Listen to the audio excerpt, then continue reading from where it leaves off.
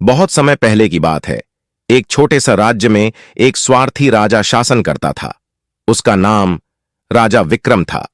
राजा विक्रम को केवल अपने सुख और ऐश्वर्य की चिंता रहती थी। वह अपनी प्रजा की भलाई के बारे में सोचने की बजाय अपने खजाने को भरने में व्यस्त रहता था। दूसरी तरफ उसी राज्य में एक ईमानदार और मेहनती किसान भी रहता था, जिसका नाम मोहन था। मोहन का परिवार बहुत गरीब था, लेकिन वह अपनी मेहनत और ईमानदारी से अपनी जिंदगी गुजारता था। राजा विक्रम अपने राजमहल में ही खुश रहता था और अपनी प्रजा की समस्याओं से अनभिज्ञ था। उसके मंत्री और सिपाही भी उसकी तरह ही भ्रष्ट थे और वे भी केवल अपने स्वार्थ की चिंता करते थे। राज्य में गरीब किसान और मजदूर कड़ी मेहनत करते थे, लेकिन उनकी मेहनत का फल उन्हें नहीं मिलता था। सारा अन्न और धन राजा और उसके दरबारियों द्वारा लूट लिया जाता था।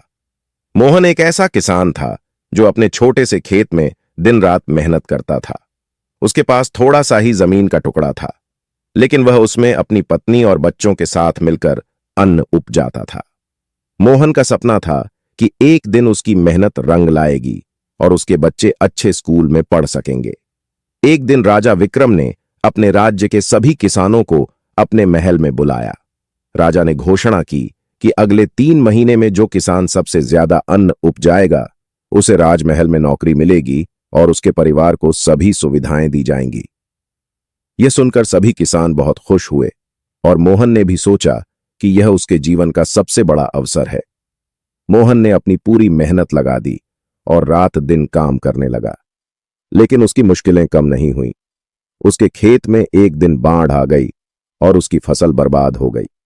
मोहन निराश हो गया, लेकिन उसने हार नहीं मानी। उसने सोचा कि वह अपनी ईमानदारी और मेहनत से फिर से फसल उगाएगा। इस बीच राजा विक्रम ने सोचा कि वह किसानों की फसल को खुद के भंडार में भरवा लेगा और फिर भी किसी को विजेता नहीं घोषित करेगा।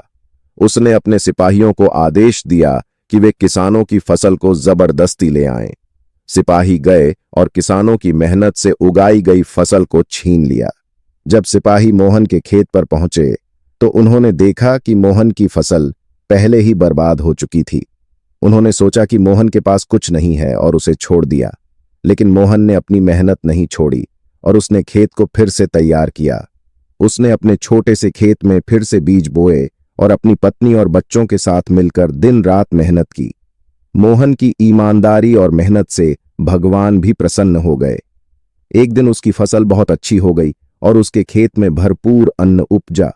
मोहन ने सोचा कि अब वह राजा के आदेश का पालन कर सकेगा और अपने परिवार को एक अच्छा जीवन दे सकेगा। जब मोहन अपनी फसल को राजा के महल में लेकर गया तो राजा ने उसे देखा और हैरान हो गया। उसने सोचा कि यह कैसे संभव है कि एक गरीब किसान इतनी अच्छी फसल उगा सके। उसने मोहन से पूछा, तुमने यह कैसे किया? मोहन ने जवाब दिया, महाराज, यह सब मेरी मेहनत और भगवान की कृपा का फल है। मैंने कभी हार नहीं मानी और ईमानदारी से काम करता रहा। राजा विक्रम ने मोहन की बातें सुनी और उसकी ईमानदारी और मेहनत से प्रभावित हुआ। उसने अपने भ्रष्ट सिपाहियों और मंत्रियों को सजा दी और मोहन को राजमहल में नौकरी दी। साथ ही उसने अपने राज्य की प्रजा की भलाई के लिए कई नए कानून बनाए और सुनिश्चित किया कि सभी को उनकी मेहनत का फल मिले। इस कहानी से हमें यह सीख मिलती है कि मेहनत और ईमानदारी का फल अवश्य मिलता है, चाहे कितनी भी कठिनाई क्यों न हो। स्वार्थ और भ्रष्टाचार से कुछ समय के लिए लाभ हो सकता है, लेकिन अंत में सच्चाई और न्याय की ही जीत होती है। मोहन की ईमानदारी और मेहनत ने राजा विक्रम को भी बदल दिया और उसके राज्य में खुशहाली लाई।